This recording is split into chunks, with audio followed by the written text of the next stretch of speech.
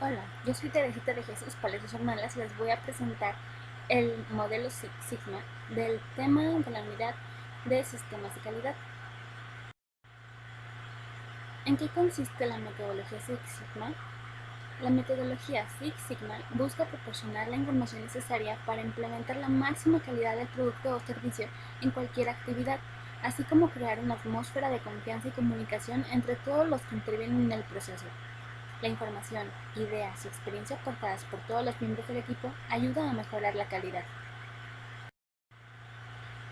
Etapas de la metodología Six Sigma. Como esta metodología busca reducir la variación, los defectos y los errores en todos los procesos, para así lograr aumentar la cuota de mercado, minimizar los costos e incrementar los márgenes de ganancia, se deben de seguir fases ordenadas para asegurar que todo esto sea posible. Estas fases son: definir el problema, medir y recopilar datos, analizar datos, mejorar y controlar. Cada fase lleva consigo tareas y herramientas de trabajo para su implementación práctica, herramientas que se explicarán a continuación. Principales herramientas que se utilizan en cada etapa de la metodología Six Sigma. En la fase 1, definir, se identifican los posibles proyectos Six Sigma que deben ser evaluados por dirección para asegurar la correcta utilización de recursos. Cuando se selecciona un proyecto, se prepara y se selecciona el equipo más adecuado para ejecutarlo, asignándole la prioridad necesaria. Las herramientas más usadas en esta fase son el diagrama de flujo de los procesos, diagrama causa-efecto o espina de pescado, diagrama de Pareto, histogramas y gráficos de tendencia. En la fase 2, medir.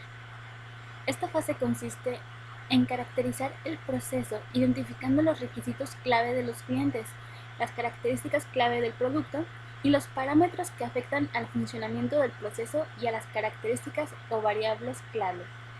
A partir de esta caracterización, se define el sistema de medida y se mide la capacidad del proceso. Las herramientas más usadas en esta fase son: modelación de las características de calidad, evaluación de la normalidad de los datos, evaluación de la exactitud y linealidad, evaluación de la repetitividad y reproducibilidad, modos alternativos de la evaluación de los sistemas de medición y análisis de la fiabilidad. Fase 3. Analizar.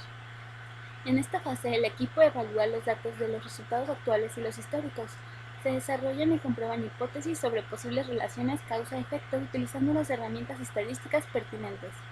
Esto ayuda a que el equipo pueda confirmar las variables clave de entrada o focos vitales que afectan a las variables de respuesta del proceso. Las herramientas más usadas son análisis exploratorio de datos, ajuste de distribuciones, contrastes de hipótesis, intervalos de confianza y capacidad de los procesos. Fase 4. Mejorar.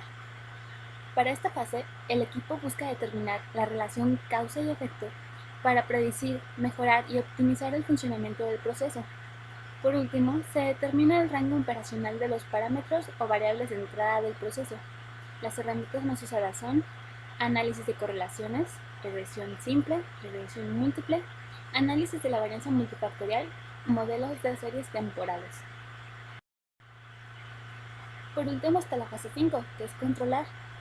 Esta fase consiste en diseñar y documentar los controles que se ocupan para asegurar que lo conseguido mediante el proyecto Six Sigma se mantenga una vez que se hayan implementado los cambios. Una vez logrados los objetivos y la misión se dé por finalizada, el equipo informa de la dirección y se disuelve.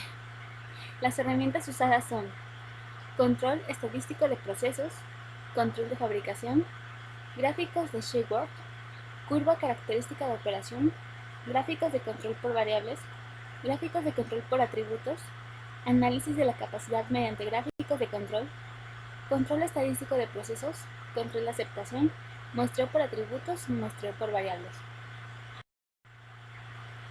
A continuación se definirá las cartas de control. Las cartas de control son herramientas estadísticas empleadas para observar y analizar el comportamiento de un proceso a través del tiempo. Ayudan a distinguir entre variaciones por causas comunes y especiales para caracterizar el funcionamiento del proceso y decidir las mejores acciones de control y de mejora. Tipos de cartas de control. Existen dos tipos generales de carta de control: las cartas de control para variables y las cartas de control para atributos. Las cartas de control para variables se aplican a características de calidad de tipo continuo. Son aquellas que requieren un instrumento de medición: peso, volumen, voltaje, longitud, resistencia, temperatura, humedad, etc. Mientras que las cartas de control para atributos están basados en los atributos porque se usan para juzgar al producto como conforme o no conforme, o contando el número de defectos o no conformidades que tienen. ¿En qué casos se utilizan los diferentes tipos de carta de control? Las cartas de control para variables son más usuales, las más usuales son en las medias, en los rangos, las desviaciones estándar y las medidas individuales, mientras que las cartas de control para atributos se usan más bien así como en proporción o fracción de artículos defectuosos, número de unidades defectuosas, número de defectos y número de defectos por unidad. Límites de probabilidad. Es cuando los límites de control se calculan con la distribución de probabilidades del estadístico para que logren un porcentaje de cobertura específico. Es necesario encontrar los límites de probabilidad para después calcular los límites de control que se deben obtener en el proceso. Límites de control. Los límites de control reflejan la variación esperada para las medias muestrales de tamaño n, mientras que el proceso no tenga cambio importante. Ayudan a detectar cambios en la media del proceso para evaluar su estabilidad o variabilidad y poder controlarlos para obtener las tolerancias permitidas.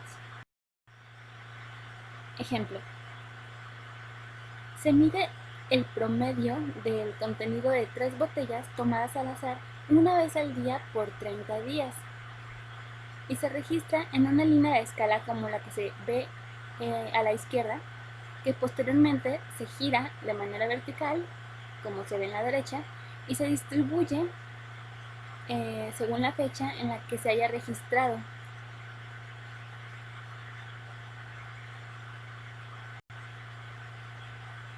Después se traza el comportamiento del proceso.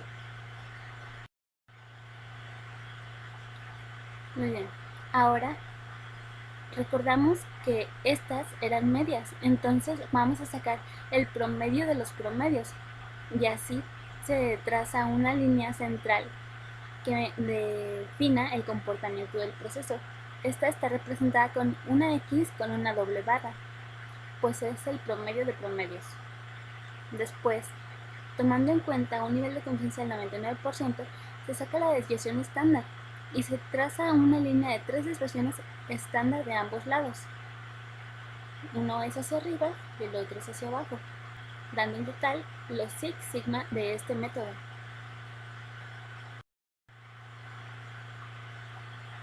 Se puede observar, gracias a esta carta de control, que el proceso se salió de control el día 27, significando que hubo algún factor que alteró el contenido de las botellas ese día. Además, se observa un comportamiento de tendencia entre los días 19 y 26, justo antes de que el proceso se saliera de control, por lo que es necesario revisar las variaciones que hubo en todas esas fechas. Una vez revisado, se detectó que fue un operador que, tras notar la tendencia, trató de arreglar el problema, y es por eso por lo que bajó y se salió de control. Ahora se tiene que solucionar eso y aplicar los métodos de calidad para evitar que ese problema surja de nuevo.